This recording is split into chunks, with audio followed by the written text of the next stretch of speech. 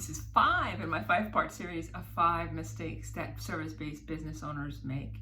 And this one is about not taking care of you.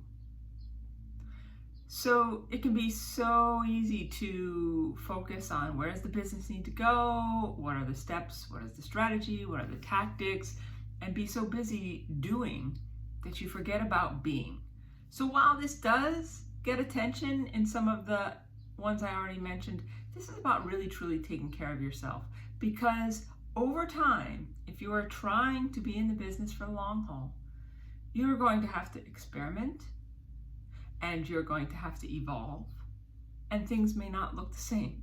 You may not want your life or your business to be the same as it was before.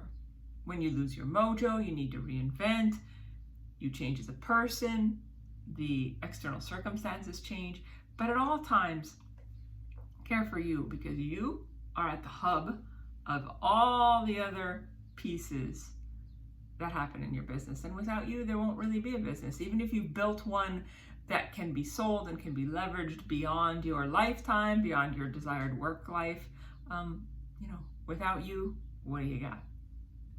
So that is very important. And you can get more at thepauligcompany.com.